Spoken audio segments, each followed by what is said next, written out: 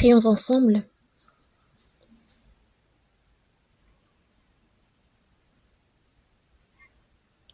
Dieu notre Père qui nous aime, qui est saint et miséricordieux, nous vivions éloignés de toi dans nos péchés, mais tu as eu pitié de nous. Le jugement et la malédiction que nous devions recevoir, c'est le Seigneur Jésus-Christ qui les a portés à notre place. Et par le sang précieux qu'il a versé en mourant sur la croix, il a lavé éternellement tous nos péchés. Il nous a sauvés sans condition. Tu nous as donné cette grâce d'entrer au royaume des cieux éternels, et tu nous donnes également cette espérance. Merci pour cette grande grâce. En cette heure, nous qui avons été sauvés, nous sommes réunis ensemble devant toi, Seigneur, pour te louer, pour apprendre la parole, et pour avoir cette communion sainte en ton nom. Merci. Nous croyons en ce que tu es avec nous en cette heure même. Veille sur chacun d'entre nous. Que ta main puissante et miséricordieuse nous soutienne. Et que ton amour, ton Saint-Esprit et sa puissance puissent nous rendre toujours plus parfaits.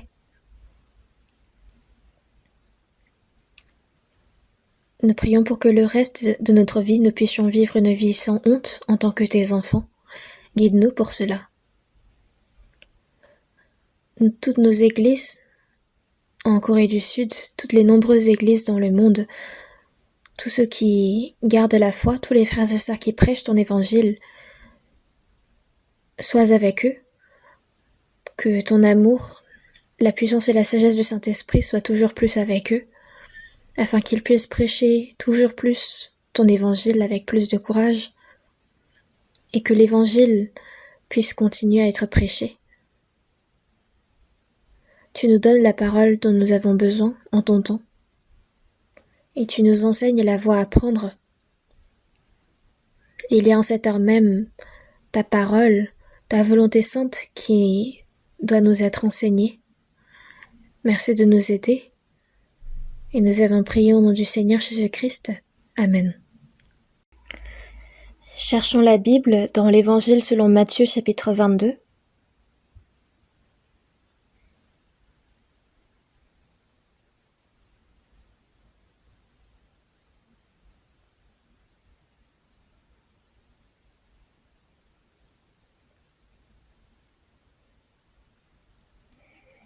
L'Évangile selon Matthieu chapitre 22, à partir du verset 1 jusqu'au verset 14. Je vais lire.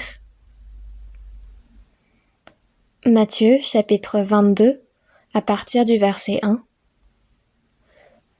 Jésus, prenant la parole, leur parla de nouveau en parabole, et il dit : Le royaume des cieux est semblable à un roi qui fit des noces pour son fils. Il envoya ses serviteurs appeler ceux qui étaient invités aux noces, mais ils ne voulurent pas venir. Il envoya encore d'autres serviteurs en disant : Dites aux conviés : Voici, j'ai préparé mon festin. Mes bœufs et mes bêtes grasses sont tués. Tout est prêt. Venez aux noces. Mais, sans s'inquiéter de l'invitation, ils s'en allèrent, celui-ci à son champ, celui-là à son trafic. Et les autres se saisirent des serviteurs, les outragèrent et les tuèrent. Le roi fut irrité, il envoya ses troupes, fit périr ses meurtriers et brûla leur ville. Alors, il dit à ses serviteurs : Les noces sont prêtes, mais les conviés n'en étaient pas dignes. Allez donc dans les carrefours et appelez aux noces tous ceux que vous trouverez. Ses serviteurs allèrent dans les chemins, rassemblèrent tous ceux qu'ils trouvèrent, méchants et bons, et la salle des noces fut pleine de convives. Le roi entra pour voir ceux qui étaient à table, et il aperçut là un homme qui n'avait pas revêtu un habit de noces. Il lui dit: Mon ami, comment es-tu entré ici sans avoir un habit de noces? Cet homme eut la bouche fermée. Alors le roi dit au serviteur: Liez-lui les pieds et les mains, et jetez-le dans les ténèbres du dehors, où il y aura des pleurs et des grincements de dents.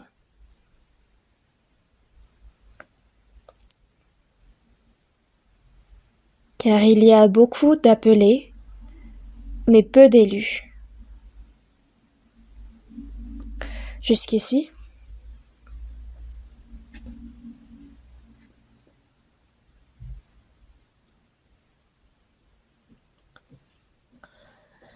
la retraite d'été que nous attendons avec impatience est proche. Elle commencera le vendredi et durera 10 jours. Cette fois encore, plus de personnes comptent se réunir.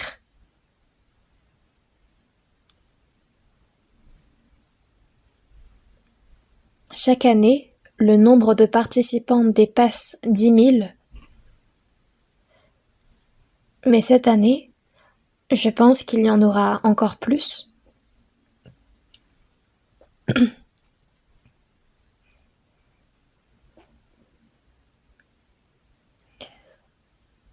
Nous, en tant que personnes sauvées, ce qui est le plus important à faire dans ce monde, nous le savons bien. Cette grande grâce qui vient de Dieu, sur le salut et sur la vie éternelle, nous devons le prêcher à plus de personnes encore, afin qu'elles aussi puissent recevoir le salut. C'est pour cette œuvre-là que Dieu, un jour est comme 1000 ans, et 1000 ans sont comme un jour. Il patiente longtemps. Bien sûr, sa patience a des limites également.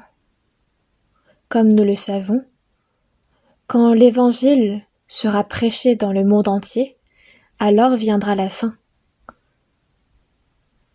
Comme il est écrit dans cette parole, l'Évangile a été prêché dans le monde entier à notre époque.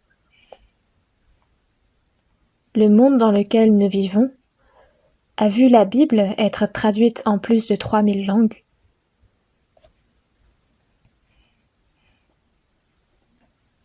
Moi, je n'ai pas reçu le salut, je ne crois pas parce que je n'ai pas reçu l'Évangile. On ne peut plus faire ce genre d'excuses à présent.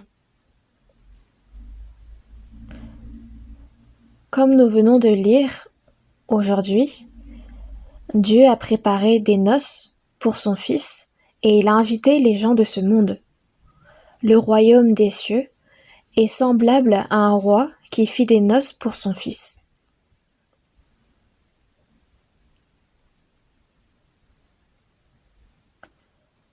Dieu a fait des noces pour son Fils, mais aussi, à travers son Fils unique Jésus-Christ, Dieu a préparé cette grâce qu'il souhaite que les gens du monde entier comprennent et reçoivent le salut. Mais sa patience va prendre fin à notre époque, c'est ce que je pense.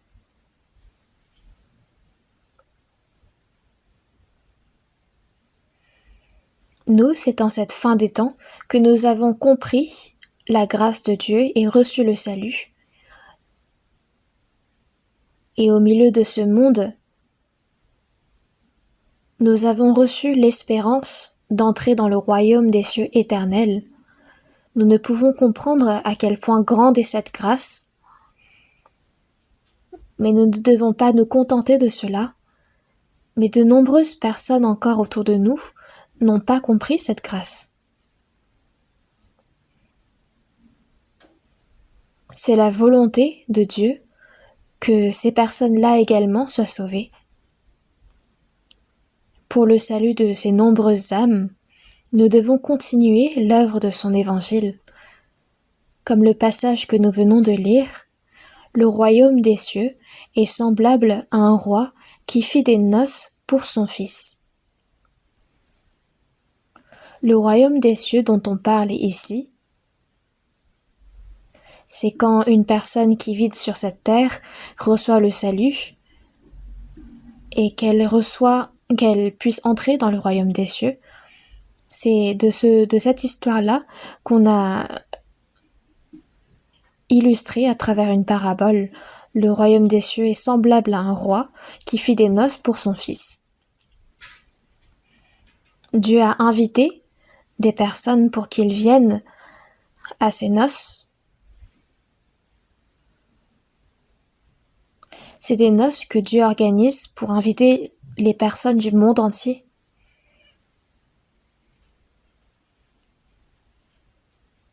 Ce n'est pas des noces qui se terminent en quelques heures. Le roi Assuérus, il y a longtemps, a organisé un festin qui a duré 10 jours. Mais une personne qui a compris l'évangile de la grâce de Dieu a désormais cette espérance d'entrer au royaume des cieux éternel. Dans Genèse, chapitre 1, verset 27, Dieu, après avoir créé toutes les créatures, a créé l'homme à la fin, à son image.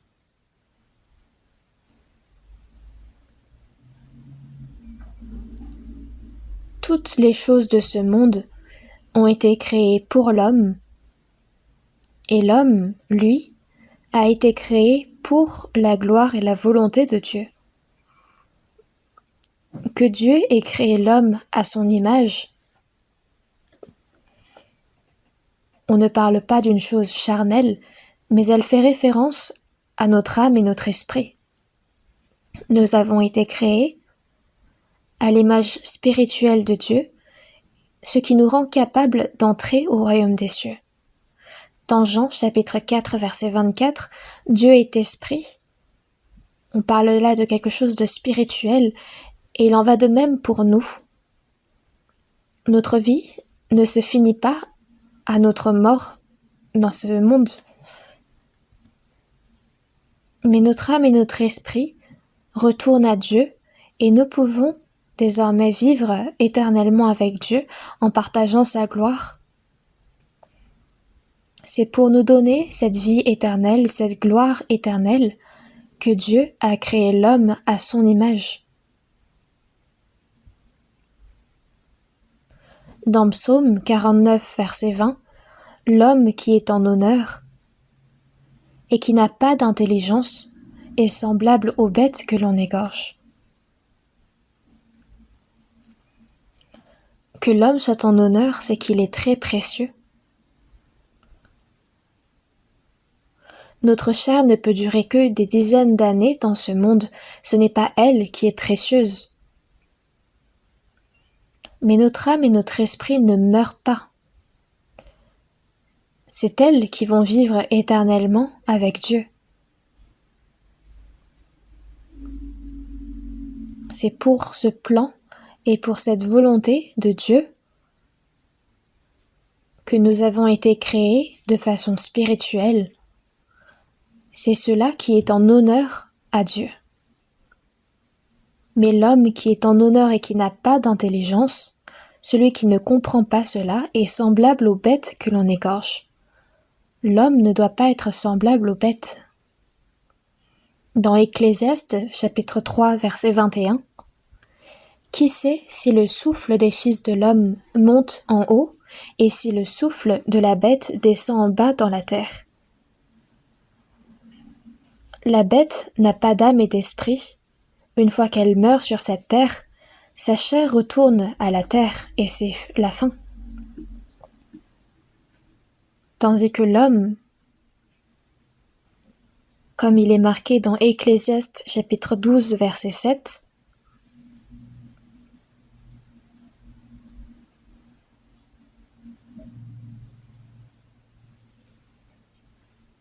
l'esprit retourne à Dieu qui l'a donné et la poussière retourne à la terre.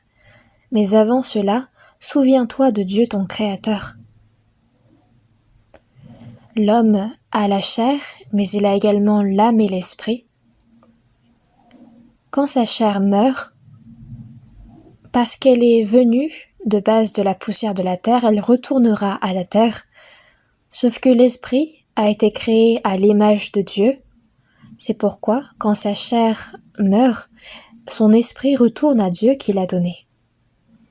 Nous ne devons pas oublier ce fait, c'est de cela dont cette parole nous parle.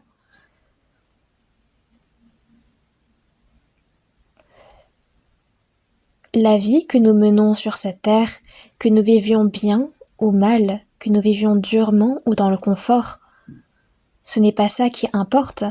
Dans Ésaïe chapitre 49 verset 5, « Car je suis honoré aux yeux de l'Éternel. » Pourquoi suis-je honoré aux yeux de l'Éternel?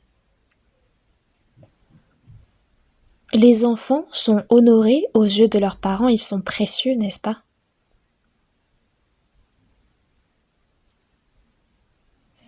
C'est parce que leurs vies sont connectées. Nous avons été créés par Dieu, nous avons cet esprit à l'image de Dieu.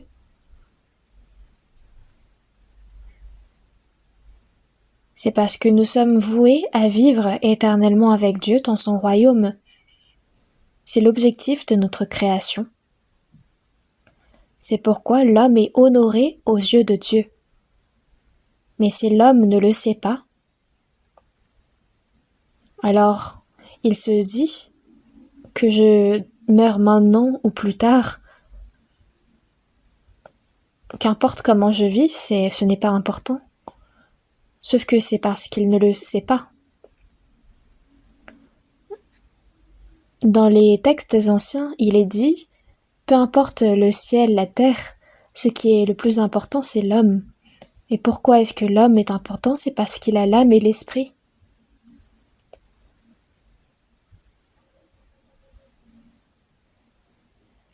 Dieu a créé ce monde. Il a créé les êtres vivants, les bêtes selon leur espèce, et tout cela, c'est pour l'homme. C'est pour que l'homme, en vivant dans ce monde, n'ait besoin de rien. C'est pourquoi Dieu a donné les êtres vivants, les animaux.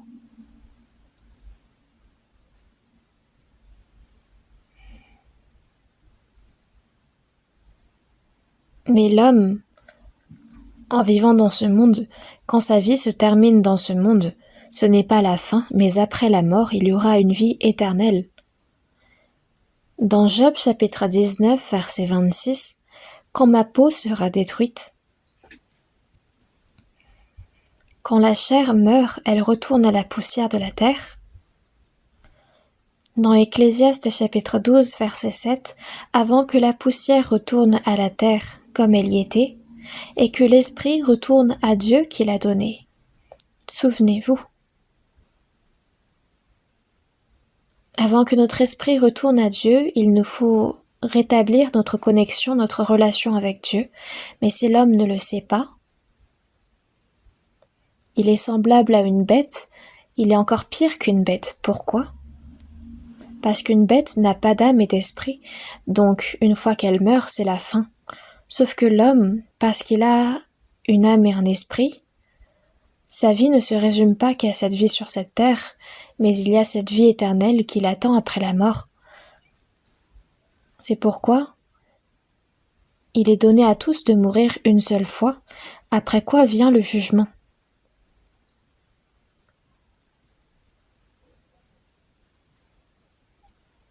Et pour la raison de n'avoir pas reçu le salut, l'homme va être jugé et il entrera dans cette seconde mort qu'est le feu éternel. Dans l'Évangile selon Matthieu chapitre 25 verset 41, il est dit que les personnes qui n'ont pas reçu le salut vont être maudites. Il est dit « Allez dans le feu éternel qui a été préparé pour le diable et pour ses anges ». Le diable n'a pas été créé lors de la création, il n'est pas là depuis le début.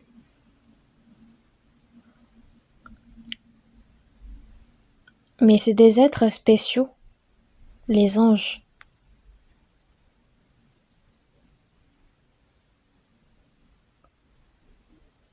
Les anges ont été créés par Dieu pour un objectif éternel, donc ils ne meurent pas non plus.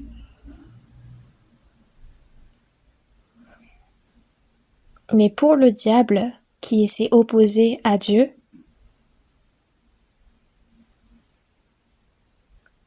c'est à travers lui qu'il va éprouver son peuple sur cette terre. Mais une fois que tout cela se termine, il va précipiter le diable et ses anges en enfer. Mais il est dit des personnes non sauvées qu'elles aussi vont entrer dans le feu éternel qui a été préparé pour le diable et pour ses anges. Mais beaucoup ne connaissent pas ce fait et vivent comme ils le veulent, et c'est ainsi qu'ils vont en enfer.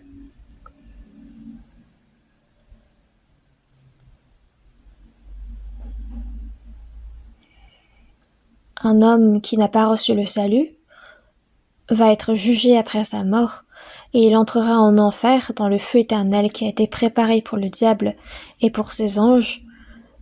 Mais quant à la personne sauvée, une fois qu'elle meurt, elle entrera dans le royaume des cieux, dans le pays de Dieu.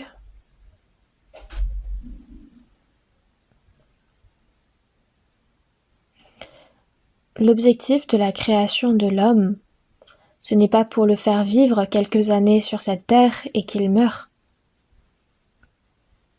mais c'est pour le faire entrer dans un monde éternel. Cette terre n'est qu'une phase de préparation à la vie éternelle. Donc durant notre vie sur cette terre, nous devons connaître qui est Dieu, avoir une bonne relation avec lui, afin d'être emportés par lui au royaume des cieux. Il nous a donné cette grâce, nous devons connaître qu'est-ce que cette grâce. C'est cela que notre objectif de vie, que l'objectif de vie à tout homme.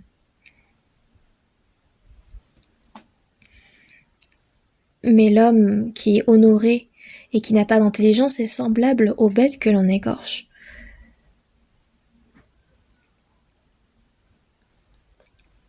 Pour une personne qui n'a pas reçu le salut, c'est mieux pour elle d'être née en tant que bête, car pour elle, la bête n'a pas de vie après la mort.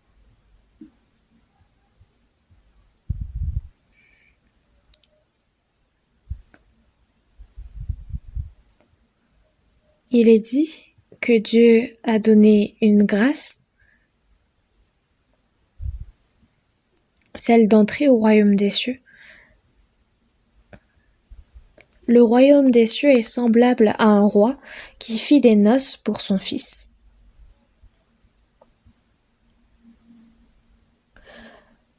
Le roi, ici, fait référence à Dieu dans cette parabole. Durant cette retraite d'été,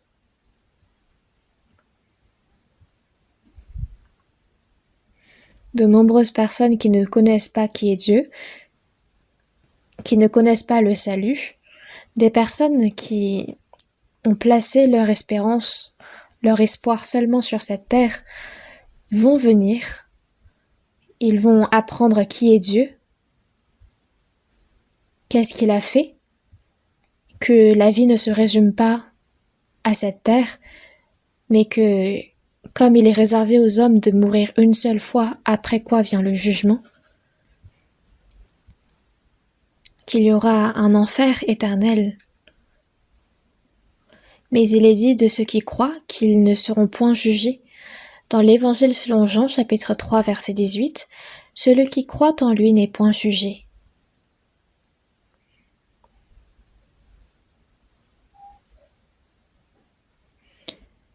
C'est ainsi que nous échappons au jugement et que nous entrons au royaume des cieux éternels, Nous sommes de ceux qui ont compris ce fait à l'avance.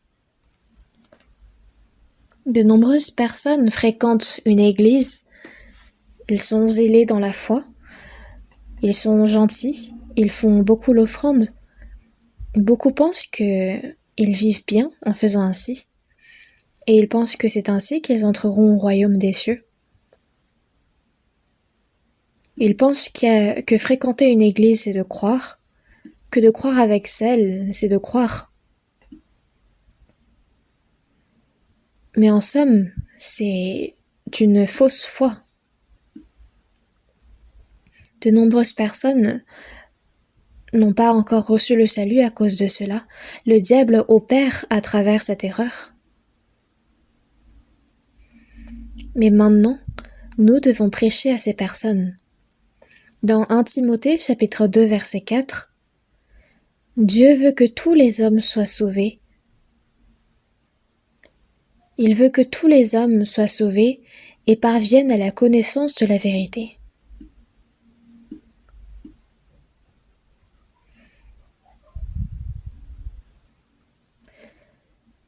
Les gens de ce monde ont le dos tourné à Dieu et ils vivent dans leur péché. Mais même ces hommes-là, Dieu a pitié d'eux et il les aime.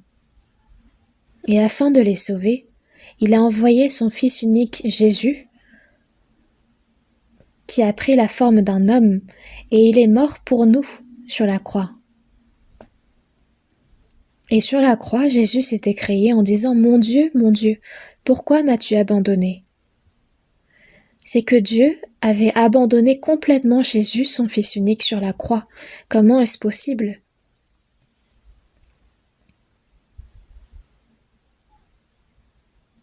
C'est afin que celui qui croit en lui n'ait point jugé. C'est pour nous que Dieu a abandonné à la place son Fils unique Jésus sur la croix. C'est un fait très surprenant.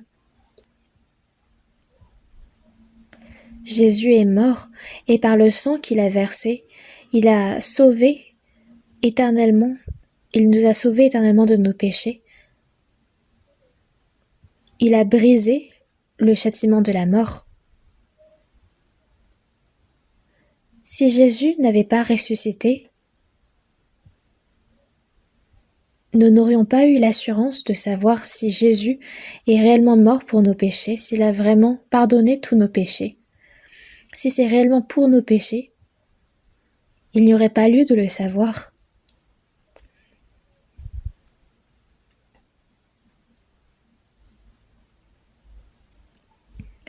Mais dans 2 Corinthiens chapitre 5 verset 14, si un seul est mort pour tous,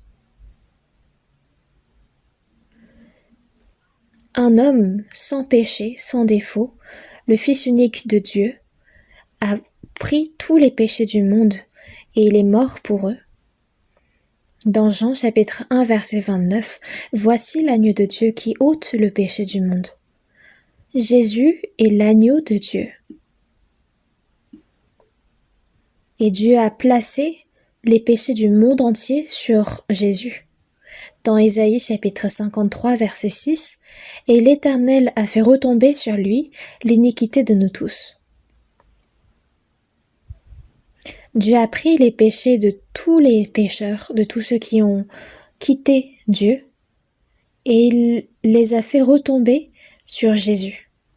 Sur Jésus qui a porté tous nos péchés et pour lesquels il a versé tout son sang sur la croix. Quand Jésus est mort, le ciel a été sombre pendant 3 heures, il y a eu des tremblements de terre.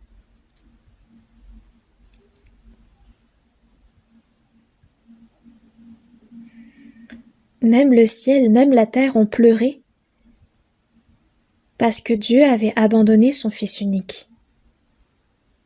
À la place des pécheurs qui devaient être abandonnés, c'est Jésus qui est mort de cette mort pitoyable. Mais ce n'était pas la fin.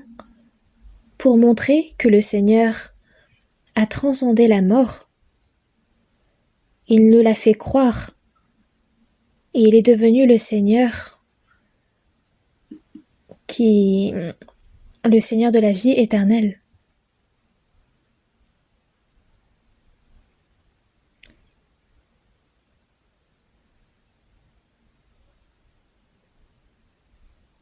Jésus, après être mort et ressuscité, il s'est révélé à ses disciples qu'il avait suivis pendant 3 ans et demi. Ces disciples qu'il avait suivis 3 ans et demi et qui pourtant n'avaient pas réellement compris qui Jésus était. Si Jésus n'avait pas ressuscité, aucun de ses disciples n'aurait cru en ce qu'il avait fait. Mais Jésus, en brisant la puissance de la mort, il s'est montré à ses disciples. Il leur a montré une preuve certaine du salut qu'il a opéré dans Actes chapitre 17 verset 31, ce dont il a donné à tous une preuve certaine en le ressuscitant des morts.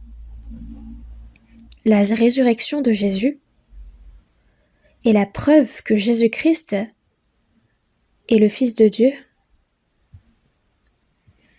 Puis avant qu'il monte dans les cieux, Jésus, en se montrant à ses disciples, leur a adressé cette parole. Comme le Père m'a envoyé, moi aussi je vous envoie. Le Fils unique de Dieu, qui n'avait aucun péché, est venu dans ce monde en ôtant les péchés du monde. Et il a souffert la malédiction de la croix, la pire malédiction qui puisse exister, et il est mort en versant son sang pour sauver les hommes de ce monde.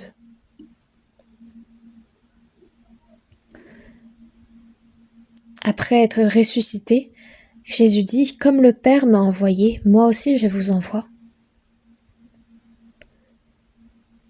Jésus a été envoyé dans ce monde. Pourquoi ? Pour ôter les péchés du monde entier. Il est mort sur la croix à la place du châtiment que devaient recevoir, du jugement que devaient recevoir les hommes du monde entier à cause de leurs péchés. Mais après avoir ressuscité, Jésus s'est montré à de nombreuses personnes pendant 40 jours. Comme le Père m'a envoyé, moi aussi je vous envoie. Ce n'était pas une parole qui s'adresse seulement à ses disciples, mais à tous ceux qui ont reçu le salut en son nom, à nous aussi. Il nous dit « Moi aussi je vous envoie ».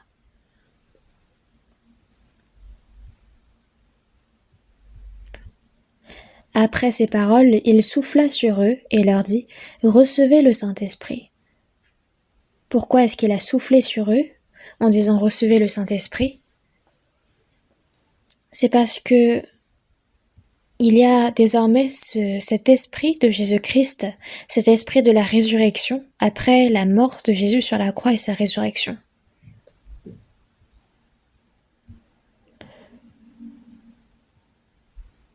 Pour une personne sauvée, il y a désormais cette vie éternelle et cette espérance du royaume des cieux.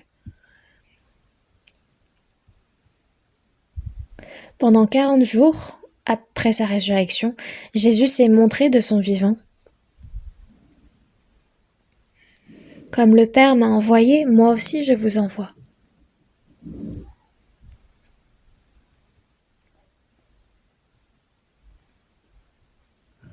Dieu le Père a envoyé son Fils unique pour qu'il meure à la place du monde.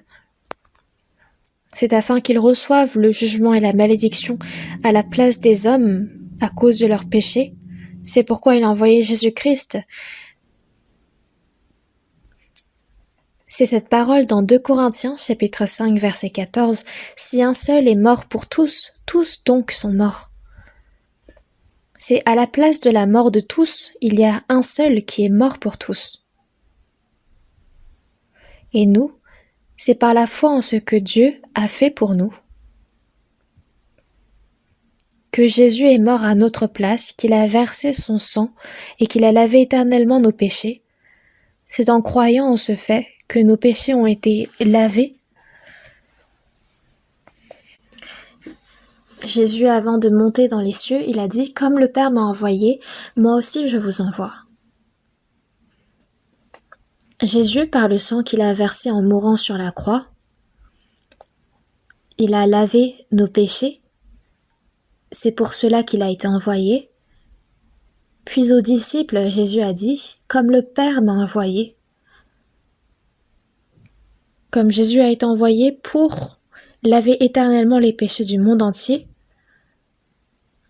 lui aussi, il envoie ses disciples au monde entier pour prêcher cette bonne nouvelle. Dans Romains chapitre 10, versets 14 et 15, « Et comment croiront-ils en celui dont ils n'ont pas entendu parler ? Et comment entendront-ils parler s'il n'y a personne qui prêche ? Et comment y aura-t-il des prédicateurs s'ils ne sont pas envoyés ? » Jésus est mort sur la croix, il a ressuscité, il nous a pardonné éternellement de nos péchés. Mais si les personnes qui ont cru en cela ne prêchent pas, s'il n'y a personne qui prêche, comment pourront-ils en entendre parler ? Comment, s'ils n'en ont pas entendu parler, ils peuvent croire ? Et s'ils ne sont pas envoyés, comment y aura-t-il des prédicateurs ? Nous qui avons été sauvés en premier, nous devons être envoyés par Dieu pour prêcher cet évangile aux personnes qui n'ont pas encore reçu le salut. Et comment en entendront-ils parler s'il n'y a personne qui prêche ? Et comment croiront-ils en celui dont ils n'ont pas entendu parler ?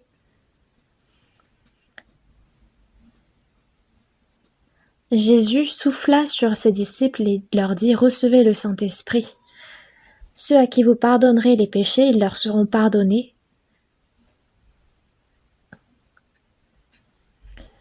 Dans le catholicisme, ils ont mal compris cette parole.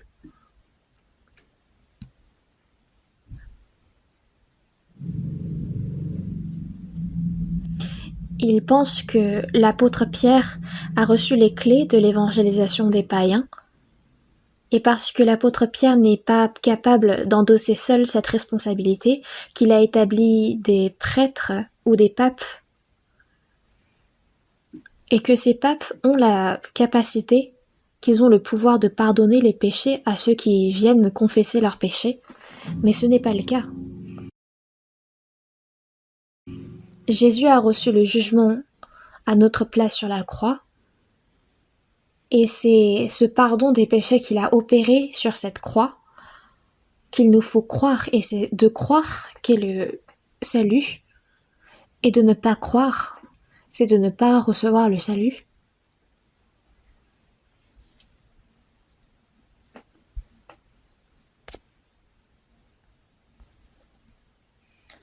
Comment en entend-il parler s'il n'y a personne qui prêche ? Si une personne qui a déjà reçu le salut ne prêche pas, personne d'autre ne peut recevoir le salut. Il en va de même pour nous. La raison pour laquelle nous avons pu recevoir le salut, c'est que ceux qui ont reçu le salut avant nous ont prêché. Il n'y a pas de raison spéciale. Dieu nous a sauvés en premier pour que nous prêchions son évangile aux autres. Dans Psaume 116, verset 12, « Comment rendrai-je à l'Éternel tous ses bienfaits envers moi ?» Quels sont les bienfaits que Dieu nous a donnés ? C'est que le Seigneur Jésus est mort à notre place sur la croix, qu'il a versé son sang. Et quand cet évangile va être prêché au monde entier, il reviendra, il nous a laissé cette promesse. C'est pourquoi nous devons prêcher cette vérité. Si une personne sauvée ferme sa bouche et ne prêche pas, personne d'autre ne peut recevoir le salut. Dans Proverbes chapitre 24, verset 11, c'était environ 1000 ans avant que Jésus vienne sur cette terre, le roi Salomon avait écrit cette parole dans Proverbes. « Délivre ceux qu'on traîne à la mort, ceux qu'on va égorger, sauve-les. » Toutes les personnes qui n'ont pas reçu le salut sont sous l'emprise du diable et ils se dirigent en enfer. Ceux qu'on traîne à la mort, ceux qu'on va égorger, ne les laisse pas seuls. Nous devons leur prêcher l'Évangile afin qu'ils soient sauvés. Si une personne sauvée ne prêche pas, personne d'autre ne peut recevoir le salut. Vous devez réaliser à quel point grande est votre responsabilité.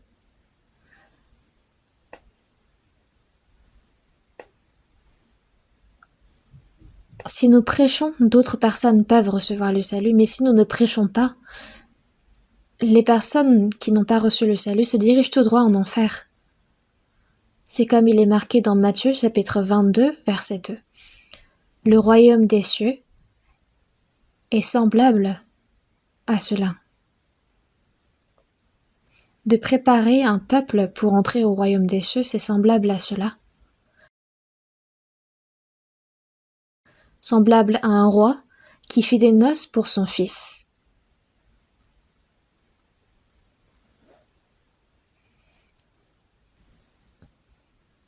Autrefois, quand le roi faisait des noces pour son fils et qu'il invitait son peuple, c'était un très grand événement. Il y a longtemps, le roi Assuérus de Perse avait organisé un grand festin. Il avait invité des royaumes et ce festin avait duré des jours et des jours.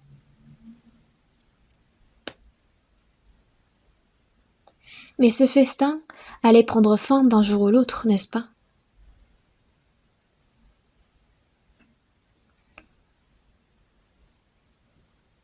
Donc les invités ont profité de chaque instant, ils ont chanté, dansé, ils ont mangé et bu. Mais ce festin a pris fin, tandis que le festin, les noces préparées par Dieu, est éternel. Dans Proverbes chapitre 15, verset 15, « Mais le cœur content est un festin perpétuel. »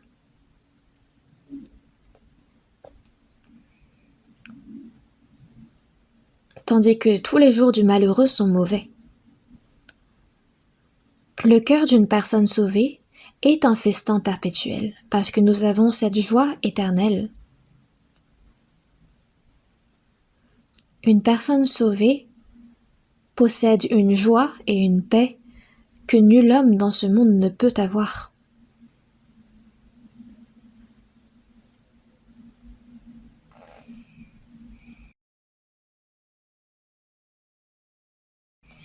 Dans Ecclésiaste, chapitre 4, verset 7, « Tu mets dans mon cœur plus de joie qu'ils n'en ont. » Dans le cœur d'une personne sauvée, il y a une joie incomparable.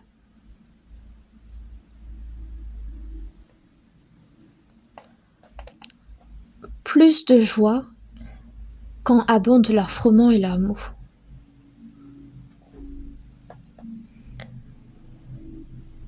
Le froment et le mou, on parle d'un vin qui réjouit le cœur des invités lors d'un festin. C'est ce que David a dit dans son psaume. « Tu mets dans mon cœur plus de joie qu'ils n'en ont. » Quand les gens de ce monde ont du froment et du mou en abondance, ça ne comparera pas à la joie que Dieu a placée dans son cœur. Rien ni personne ne peut comparer à cette joie et cette paix que Dieu nous a donnée.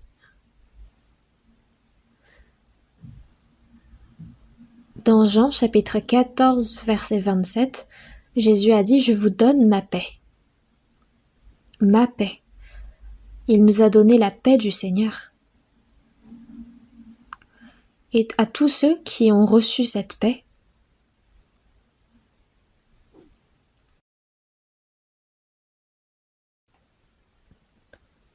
ils ont cette responsabilité de prêcher cet évangile à tous ceux qui ne l'ont pas encore reçu. Dans 1 Corinthiens chapitre 9 verset 16, l'apôtre Paul a dit « Malheur à moi si je n'annonce pas l'évangile. »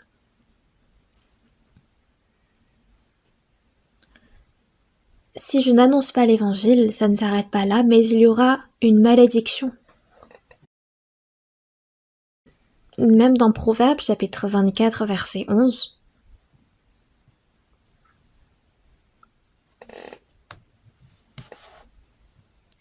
Une personne qui a reçu le salut en premier doit prêcher cette vérité, mais si nous ne délivrons pas ceux qu'on traîne à la mort, si on ne les sauve pas,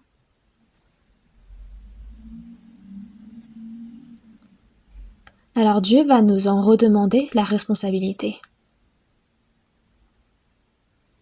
Si tu dis « Ah, nous ne savions pas », celui qui pèse les cœurs ne le voit-il pas? Dieu qui voit nos cœurs.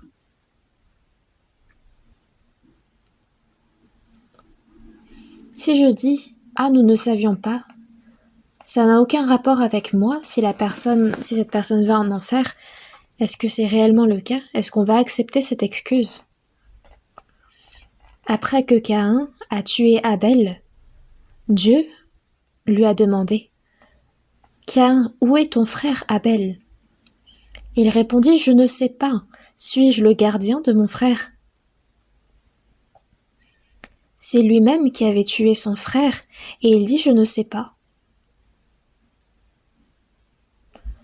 Dieu lui a dit « La voix du sang de ton frère crie de la terre jusqu'à moi. » Le sang d'Abel a crié à Dieu. Dieu, c'est mon frère Caïn qui m'a tué.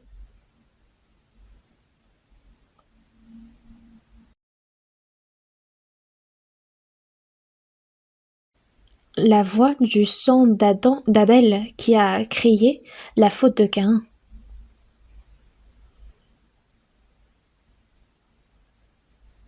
Si par exemple je suis sur l'autoroute et j'ai vu un accident arriver sous mes yeux, une personne mourir de cet accident,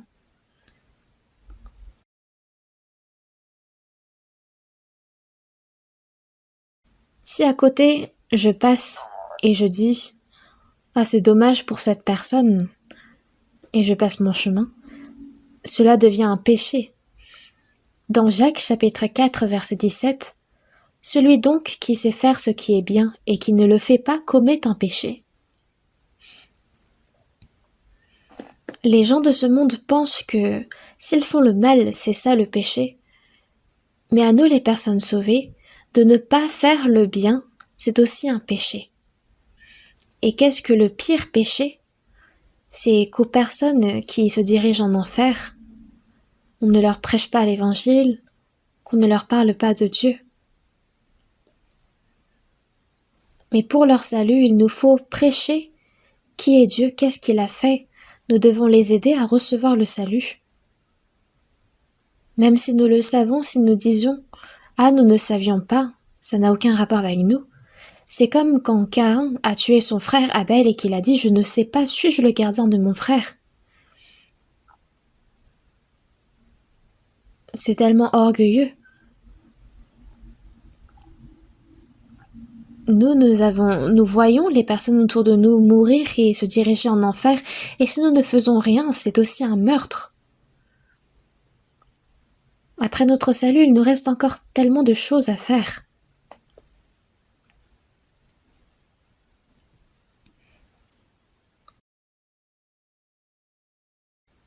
Dans Psaume 118, verset 17, « Je ne mourrai pas, je vivrai, et je raconterai les œuvres de l'Éternel. » La chose la plus importante que nous devons faire, en ne mourant pas et en vivant sur cette terre, c'est de raconter les œuvres de Dieu, de les sauver. Le salut d'une âme est tellement précieuse. Mais une personne sauvée, si elle est prise par les choses de ce monde, si elle est occupée par ses affaires, et que même s'il y a de la famille, des amis, des connaissances autour d'elle qui n'ont pas encore reçu le salut, si elle ne fait rien,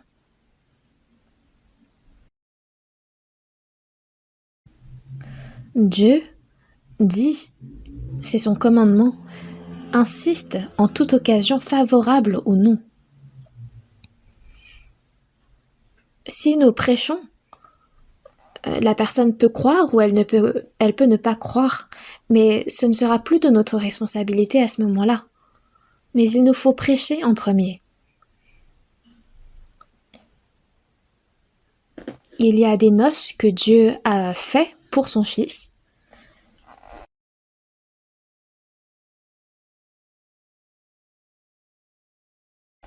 On ne parle pas là de noces charnelles qui vont se terminer en quelques heures ou en quelques jours,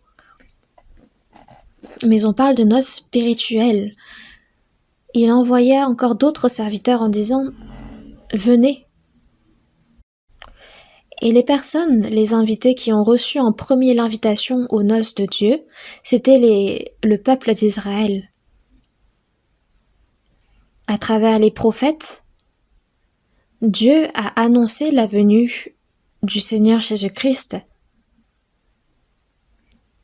Il a annoncé à l'avance sur le salut qu'allait opérer le Messie, Jésus-Christ.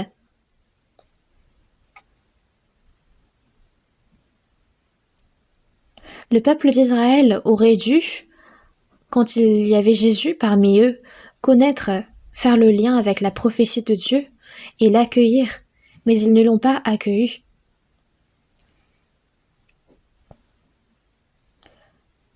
Il envoya encore d'autres serviteurs en disant « Dites aux conviés, voici j'ai préparé mon festin, mes bœufs et mes bêtes grasses sont tués, tout est prêt, venez aux noces. »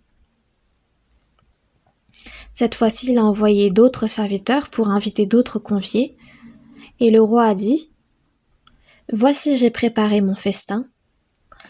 Ça veut dire qu'il a préparé de nombreux mets délicieux. Mes bœufs et mes bêtes grasses sont tués, tout est prêt. C'est un festin abondant. Tout est prêt, venez aux noces. C'est ce qu'il a dit aux conviés. Mais c'est assez étrange. Il les invite à ses noces, mais tout le monde refuse. Ils ne veulent pas.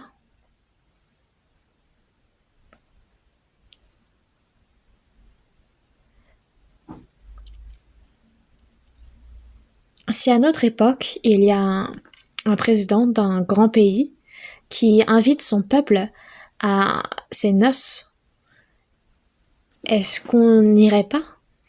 Parce qu'on n'a pas envie? Parce qu'on est occupé? Non, il faut y aller. C'est des noces préparées par le roi. Et il explique même en disant « Voici j'ai préparé mon festin, mes bœufs et mes bêtes grasses sont tués. Tout est prêt. » Dans l'Ancien Testament, Dieu a constamment invité son peuple à ses noces à travers ses prophètes. Puis il a finalement envoyé Jésus qui est à la même hauteur que Dieu. Mais dans Philippiens chapitre 2 verset 7, il s'est dépouillé lui-même en prenant une forme de serviteur, en devenant semblable aux hommes. Jésus, en réalité, est semblable à Dieu, mais il s'est dépouillé lui-même en prenant une forme de serviteur. Puis se rendant obéissant jusqu'à la mort, même jusqu'à la mort de la croix. Dieu a envoyé son Fils unique pour qu'il meure à notre place pour nous sauver, et c'était la volonté de Dieu. Et Jésus s'est rendu obéissant jusqu'à la mort, il s'est rendu obéissant de façon absolue.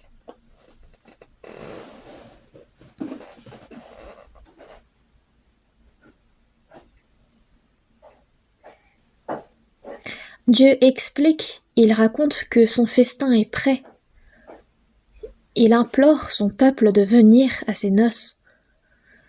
Mais sans s'inquiéter de l'invitation, ils s'en allèrent, celui-ci à son champ, celui-là à son trafic, et les autres se saisirent des serviteurs, les outragèrent et les tuèrent. Est-ce que cela est possible?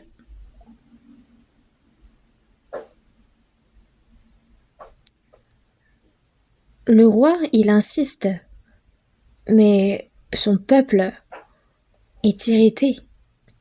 Ils se saisirent des serviteurs, les outragèrent et les tuèrent.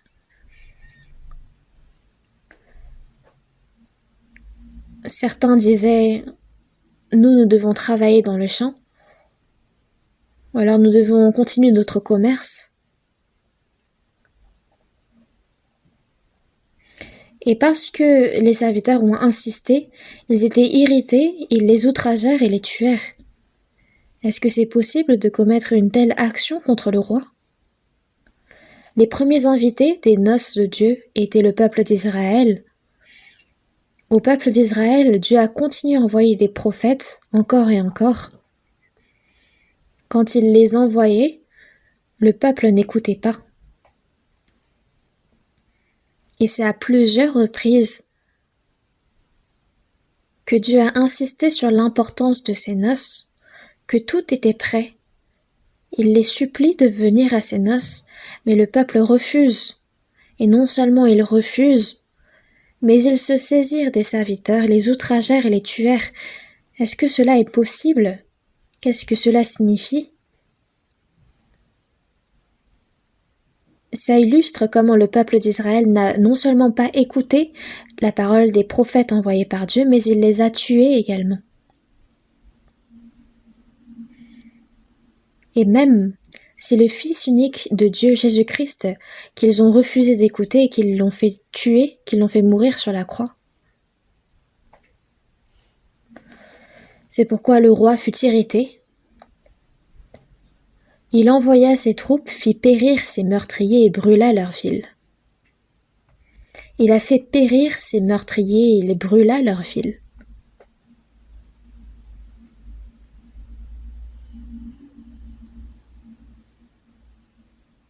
Le péché de refuser l'invitation aux noces de Dieu est le plus grand de tous les péchés.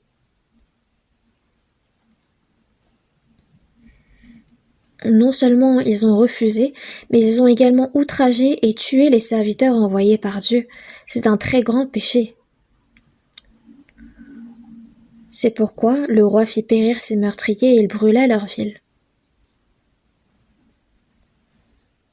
Alors il dit à ses serviteurs, les noces sont prêtes, mais les conviés n'en étaient pas dignes.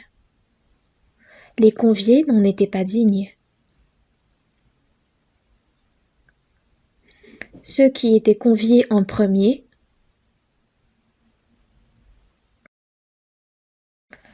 voyons ensemble dans Luc, l'Évangile selon Luc, chapitre 14.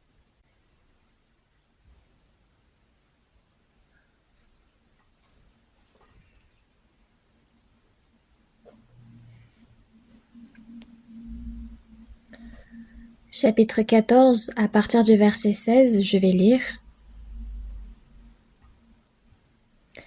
Et Jésus lui répondit, un homme donna un grand souper, et il invita beaucoup de gens. À l'heure du souper, il envoya son serviteur dire aux conviés, venez,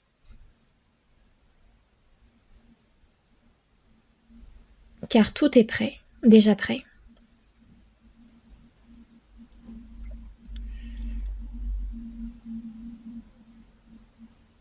Mais tous, unanimement, se mirent à s'excuser. Le premier lui dit, j'ai acheté un champ, et je suis obligé d'aller le voir. Excuse-moi, je te prie. Un autre dit, j'ai acheté 5 paires de bœufs,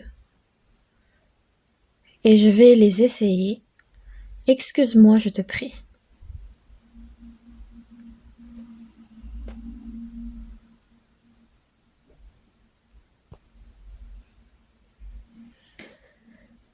Un premier a acheté un champ. Est-ce qu'on va le lui voler pour qu'il aille le voir? Je suis obligé d'aller le voir. Il y a une telle excuse. Le champ est le monde, il est dit, ceux qui pensent aux choses du monde. Et ceux qui accordent aucun intérêt à Dieu et à la grâce qu'il a opérée. Ils n'ont aucun intérêt. Seulement pour les choses du monde, les choses du présent, les choses matérielles.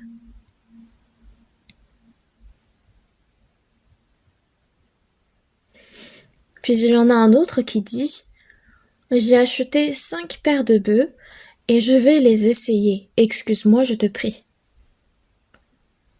Il a acheté 5 paires de bœufs, donc ça veut dire qu'il en a acheté 10, vu qu'une paire c'est 2. Donc ça veut dire que c'est un riche.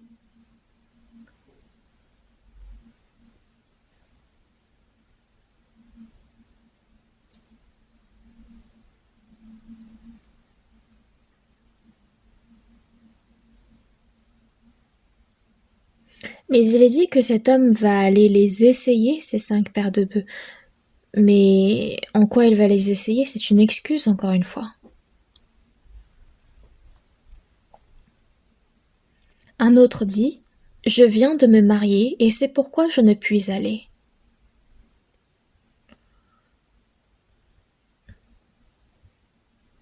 C'est quelqu'un qui vient de se marier, qui profite de son voyage de noces. Et il dit, c'est pourquoi je ne puis y aller. Certes.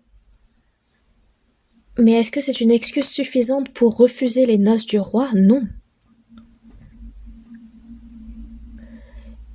Il méprise complètement les noces du roi.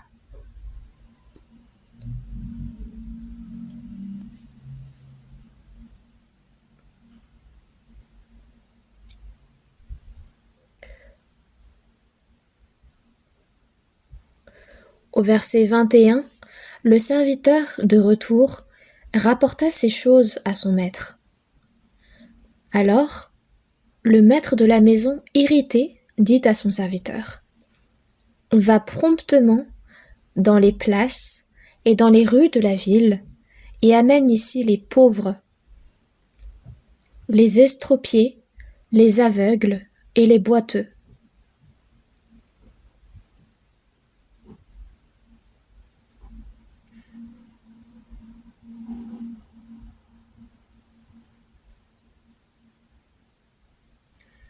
Ceux qui, à cause de la joie charnelle, refusent les noces spirituelles de Dieu, ce sont ceux qui pensent seulement aux choses terrestres, à la joie charnelle. Eux, ils n'ont aucun intérêt aux noces de Dieu.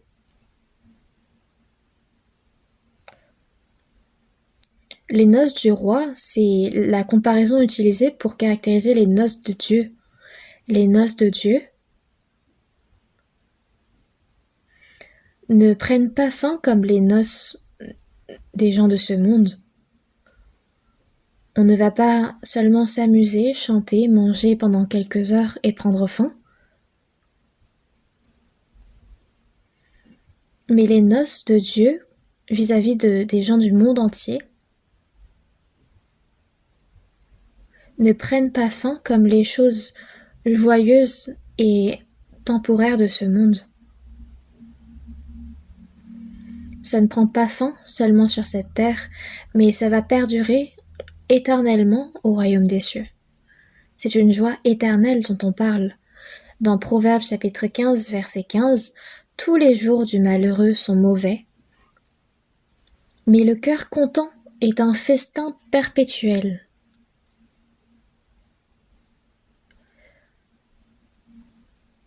Une personne sauvée n'a pas seulement reçu le salut, mais elle est heureuse tous les jours de sa vie dans ce monde. Il y a un cantique qui dit « Le premier jour où j'ai reçu la parole de Dieu est un jour tellement heureux. Le jour où j'ai compris réellement l'évangile, on ne peut l'exprimer tellement c'est un jour de bonheur. » Moi aussi, quand j'ai reçu le salut, quand j'ai compris pour la première fois l'évangile, j'étais tellement heureux. Le moment où on a reçu le salut, c'est une joie tellement grande qu'on ne peut l'exprimer. C'est une joie qui est incomparable à toutes les joies qui peuvent exister dans ce monde. Et ce n'est pas seulement une joie de ce moment-là, mais c'est une joie qui perdure et qui est perpétuelle. Le premier jour où j'ai reçu la parole du Seigneur, n'est-il pas un jour heureux? Ce n'est pas seulement quand on a reçu le salut qu'on est heureux, mais tous les jours que nous passons dans ce monde, bien qu'il peut y avoir des difficultés, des tribulations, cela ne peut pas nous empêcher d'être heureux. Et cette joie va se prolonger au royaume des cieux.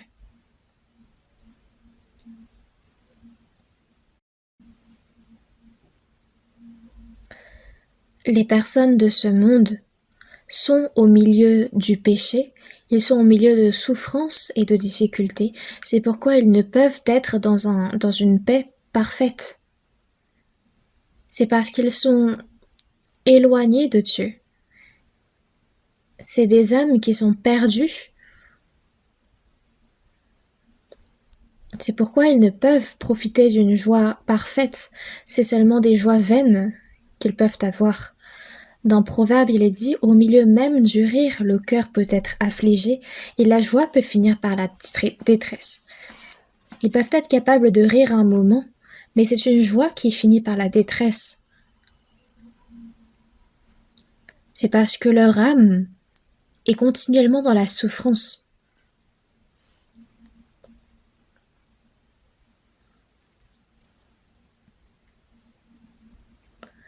Mais à nous, aux hommes, Dieu nous réserve une joie parfaite, une paix profonde, l'héritage du royaume des cieux éternel. Dans l'Évangile selon Matthieu, chapitre 11, verset 28, « Venez à moi, vous tous qui êtes fatigués et chargés, et je vous donnerai du repos. » Ceux qui sont fatigués et chargés, toutes les personnes dans ce monde qui souffrent, qui travaillent dur, qui sont dans la peine, dans l'affliction charnelle, émotionnelle, Jésus leur dit « Venez à moi, vous tous qui êtes fatigués et chargés, et je vous donnerai du repos. » Ce monde ne peut nous donner une vraie paix, un vrai repos. Mais le Seigneur nous promet du repos, le vrai repos.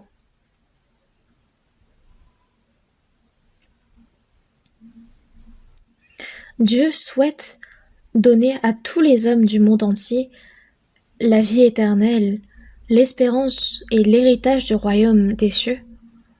Et il souhaite nous donner cette paix et cette joie éternelle. Dans l'Évangile selon Jean, chapitre 7, verset 37, « Si quelqu'un a soif, qu'il vienne à moi et qu'il boive. Celui qui croit en moi, des fleuves d'eau vive couleront de son sein, comme dit l'Écriture. » On parle du Saint-Esprit qui est accordé à celui qui croit.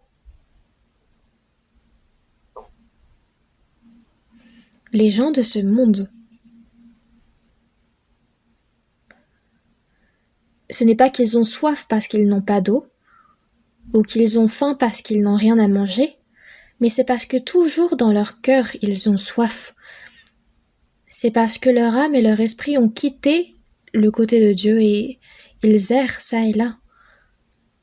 Comment pourraient-ils avoir une joie et un repos? Donc les joies vaines qu'ils cherchent dans ce monde, c'est pour oublier un instant les souffrances de leur âme. Mais est-ce que c'est possible d'oublier ces souffrances?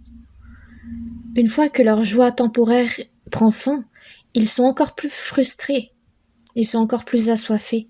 Mais le Seigneur dit, « Si quelqu'un a soif, qu'il vienne à moi et qu'il boive. Celui qui croit en moi, des fleuves d'eau vive couleront de son sein. » De son sein des fleuves d'eau vive. Dans Jean chapitre 7, versets 37 et 38, dans Jean chapitre 4, verset 14, « Mais celui qui boira de l'eau que je lui donnerai n'aura jamais soif, et l'eau que je lui donnerai deviendra en lui une source d'eau qui jaillira jusque dans la vie éternelle. » Le repos véritable du cœur, c'est la preuve que nous pouvons entrer dans le royaume des cieux, c'est notre ticket d'entrée. Dans Ésaïe, chapitre 55, verset 1, il est dit « Vous tous qui avez soif, venez aux eaux, même celui qui n'a pas d'argent, venez, achetez et mangez. Venez acheter du vin et du lait sans argent, sans rien payer. » Il dit « Venez sans argent, sans rien payer, acheter du vin et du lait. » Dieu dit bien « Venez à moi, vous tous qui êtes fatigués et chargés, écoutez la parole. » À ceux qui comprennent et qui reçoivent cette parole, ils ont désormais cette paix éternelle et cette joie. Dans Actes chapitre 16, l'apôtre Paul, quand il est parti évangéliser à Philippe, il a été capturé, frappé et emprisonné. Mais l'apôtre Paul et Silas, qu'ont-ils fait pendant la nuit?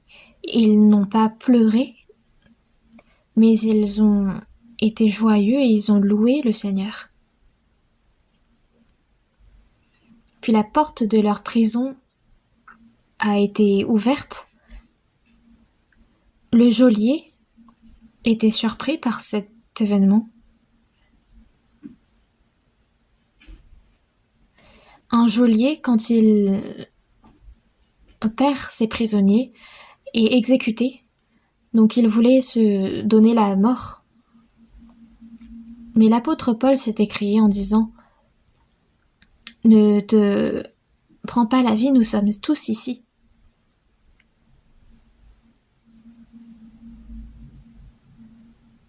Il y a eu un tremblement de terre qui a fait que toutes les portes des prisons ont été ouvertes.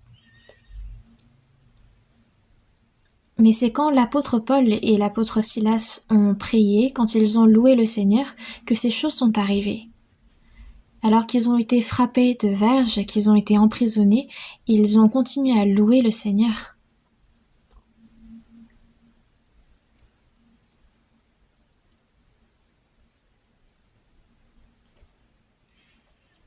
La joie de ce monde prend fin après un instant. Mais les conviés aux noces de Dieu n'éprouvent cette joie pas seulement dans ce monde, mais également quand ils entreront dans le royaume des cieux. Cette joie continue perpétuellement, même au royaume des cieux. Donc tous ceux qui participent aux noces de Dieu, leur destin dans ce monde change. Leur destinée est totalement différente.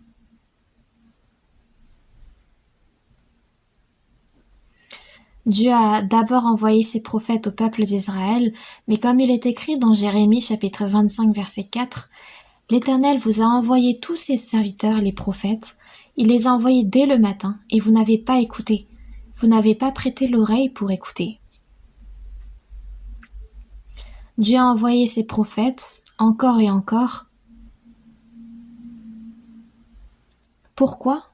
Pour le salut de leur âme, pour qu'ils croient au Sauveur qui allait venir, Jésus-Christ.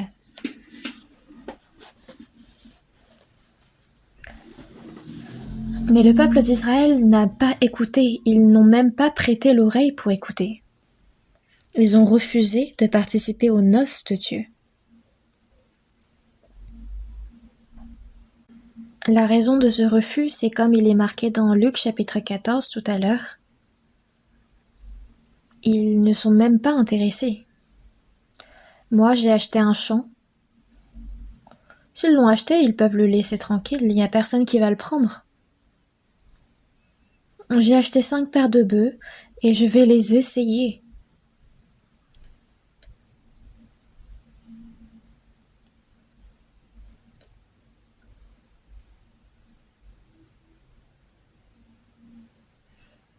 Dans 1 Jean chapitre 2, verset 12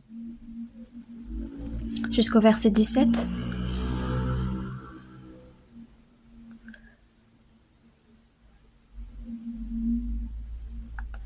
Il est dit: n'aimez point le monde, ni les choses qui sont dans le monde. Parce que les choses du monde ne viennent pas de Dieu, mais elles viennent du monde.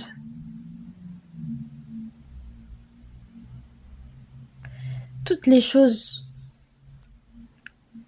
merveilleuses de ce monde sont comme un piège tendu par Satan, le diable.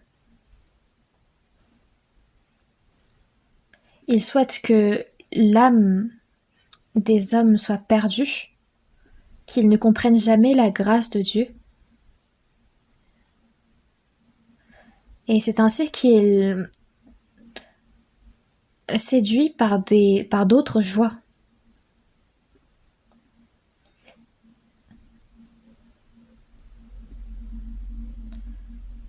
Vous avez déjà entendu parler de Faust de Goethe? J'étais curieux de savoir quel type de personne c'était, et j'ai lu le livre.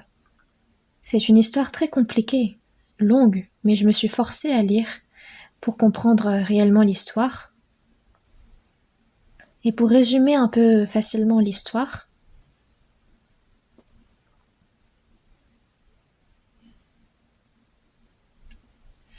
il y a ce savant qui est Faust, et il rencontre Lucifer, Satan.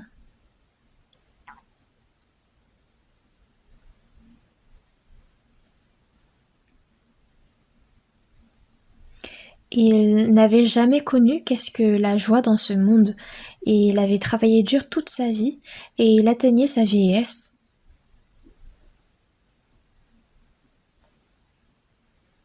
Satan s'est approché de lui et lui a dit: si tu me vends ton âme, je te donnerai tout ce que les gens possèdent.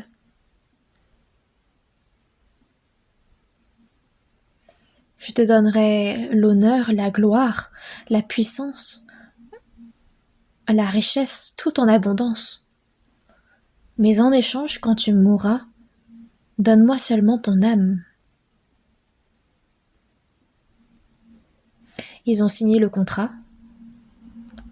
Comme un idiot, il a signé. Il a tout à coup retrouvé sa jeunesse. Il est devenu tout frais. Il avait une femme qu'il aimait. C'était une femme, la femme d'un homme de puissance. Mais il a tué cet homme et il a arraché cette femme de ses bras.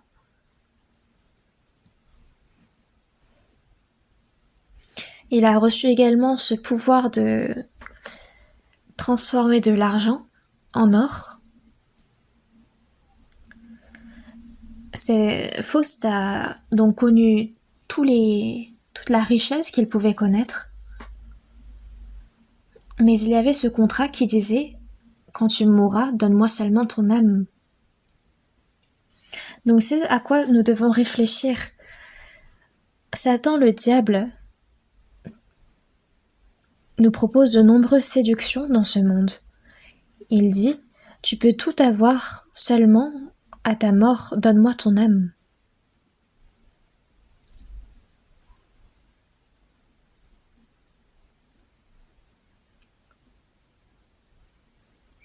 C'est un piège créé par Satan. Et quand on y tombe, Goethe, c'est un Allemand, n'est-ce pas? Quand j'étais partie en Allemagne, j'étais allée visiter sa maison. Goethe a écrit plusieurs livres, dont Faust. J'étais allée voir sa maison. Il y avait la photo de sa femme et il y avait la photo de son amante.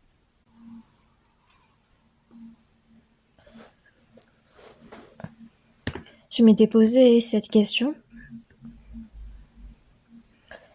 Mais l'histoire de Faust a sûrement dû être le reflet de sa vie, de son état de cœur. Il a vécu comme il le voulait, mais finalement il est tombé dans le piège du diable. À la fin de sa vie, cette œuvre qui est Faust, a sûrement dû être le reflet de comment il a voulu se sortir de ce piège. Dans 1 Jean chapitre 2 verset 17, « Et le monde passe, et sa convoitise aussi, mais celui qui fait la volonté de Dieu demeure éternellement. » L'honneur, la gloire, la richesse dans ce monde passent, mais celui qui fait la volonté de Dieu demeure éternellement. Quelle est la volonté de Dieu ? C'est dans Jean chapitre 6 verset 40, « La volonté de mon Père, c'est que quiconque voit le Fils et croit en lui ait la vie éternelle. » La volonté du Père, ce n'est pas de nous donner toutes les choses belles de ce monde, mais c'est de nous donner la vie éternelle, l'espérance d'entrer dans le royaume des cieux. Ce monde passe. Que ferons-nous avec les choses de ce monde ?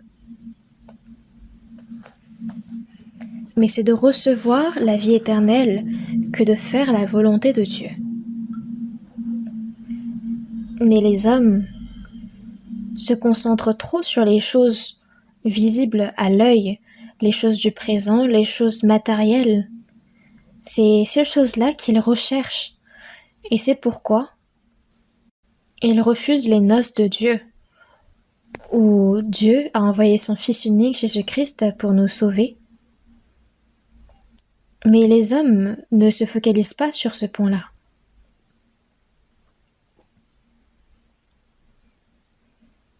Si on refuse les noces de Dieu, même dans notre séjour dans ce monde, on deviendra malheureux, et pour l'éternité, on deviendra des malheureux. Pour l'éternité, parce qu'il y a l'enfer, n'est-ce pas ?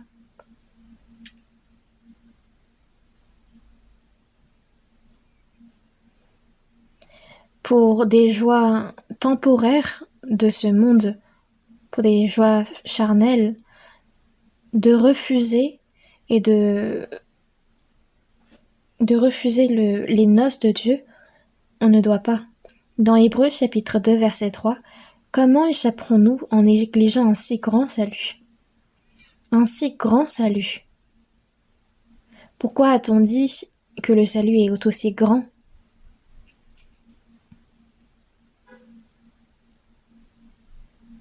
C'est parce que le Fils unique est semblable à Dieu le Créateur, mais il l'a seulement envoyé pour être semblable aux hommes.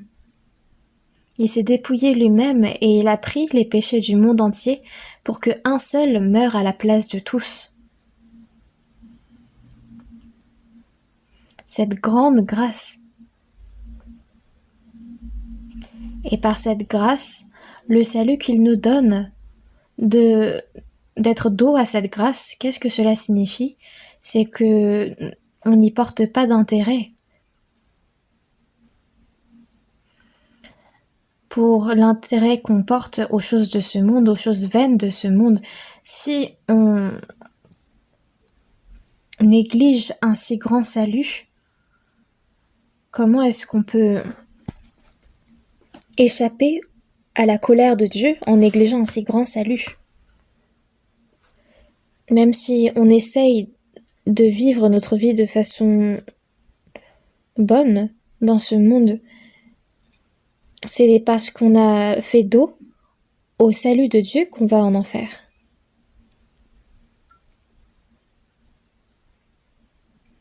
Dans Luc chapitre 12, versets 19 et 20, on parle de l'histoire d'un homme riche qui était insensé. Il disait à son âme, « Mon âme, tu as beaucoup de biens en réserve pour plusieurs années.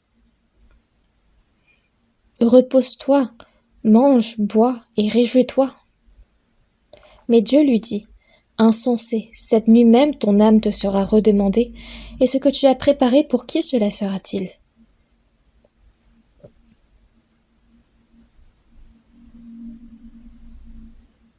Une personne qui n'a pas reçu le salut va vivre un instant dans ce monde, puis elle se dirige en enfer. Mais parce qu'il a amassé pour plusieurs années, il dit à son âme, « Repose-toi, mange, bois et réjouis-toi. » C'est parce qu'il est tombé dans le mensonge du diable. Dans Luc chapitre 16, il y a également un autre homme riche. Il était vêtu de pourpre et de fin lin, et chaque jour il menait joyeuse et brillante vie. C'est ce qu'il est dit. Mais cet homme riche, il est mort, où est-il allé? Il est allé en enfer et il a souffert au milieu du feu éternel. Quand on regarde dans Job, chapitre 21, verset 13, ils passent leurs jours dans le bonheur et ils descendent en un instant au séjour des morts. Ceux qui passent leurs jours dans le bonheur dans ce monde, une fois qu'ils meurent, c'est en un instant au séjour des morts. Est-ce que vous pensez qu'ils ont vraiment réussi dans leur vie? Il n'y a que le malheur qui les attend. Ceux qui refusent l'invitation aux noces de Dieu, c'est éternellement qu'ils seront malheureux.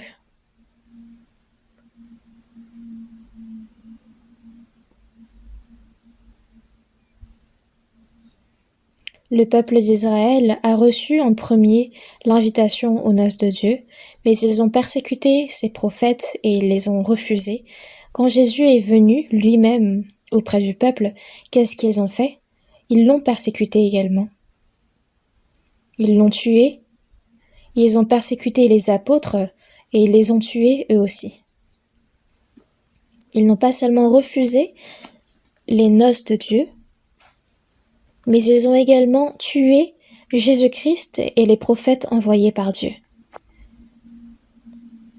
Que sont-ils devenus à cause de ce grand péché? C'est en l'an 70 que l'Empire romain a détruit la cité de Jérusalem. Et après cela, c'est dans le monde entier que les Juifs ont été dispersés. Où qu'ils allaient, ils ont été tués, persécutés. Pourquoi? C'est à cause du péché d'avoir renié Jésus-Christ. Ils n'ont pas accepté l'invitation aux noces de Dieu, mais ils l'ont refusé, ils ont tué ses prophètes. Et c'est de cela que parle cette parabole. Il y a encore beaucoup de choses à aborder, mais nous ne devons pas dépasser le temps. Cette fois-ci, cette retraite d'été qui nous attend, c'est les noces de Dieu. Et nous sommes en train d'inviter les âmes aux noces de Dieu. C'est pourquoi nous devons continuer à inviter de nombreuses âmes encore. Il nous faut préparer de notre mieux la retraite d'été, afin que les personnes invitées n'aient besoin de rien. C'est pourquoi nous sommes en train de reconstruire les dortoirs pour le centre de retraite. Et il nous faut que les frères et sœurs sauvés en premier, fournissent davantage d'efforts afin que les personnes non sauvées encore puissent recevoir le salut. Nous aidons à leur salut, n'est-ce pas?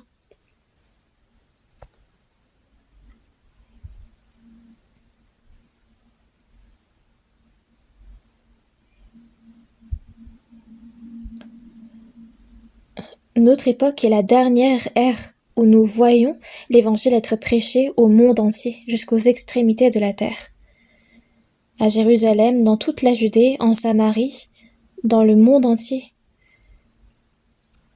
Nous sommes les extrémités du monde, nous sommes à l'extrême-orient.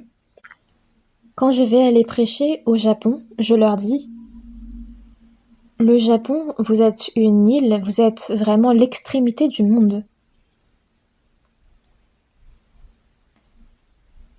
Quand l'évangile sera prêché activement au Japon, ce sera sûrement le moment où l'œuvre de l'évangile va prendre fin. Ce sera vraiment la fin du monde. Nous sommes au dernier temps du monde. De nombreuses personnes reçoivent le salut, et nous devons être séparés du monde et aider au salut de nombreuses âmes encore. C'est pourquoi nous nous unissons et nous efforçons avec zèle pour le salut de ces personnes. C'est l'objectif de notre vie sur cette terre. Et c'est le plus grand commandement que le Seigneur nous a donné, n'est-ce pas? C'est pour cette raison-là que nous existons encore maintenant. Je ne mourrai pas, je vivrai, et je raconterai les œuvres de l'Éternel. Et dans Psaume 66, verset 16, « Et je raconterai ce que Dieu a fait à mon âme. » Il y a une œuvre que Dieu a faite pour mon âme, c'est cela que nous prêchons, pour que de nombreuses âmes puissent recevoir le salut encore. Et cette fois encore, efforçons-nous tous ensemble pour la retraite d'été, que nous soyons d'un même cœur en prêchant l'Évangile, et pour que nous voyions de nombreuses âmes recevoir le salut. C'est ce que j'espère au plus profond de moi-même. Prions ensemble.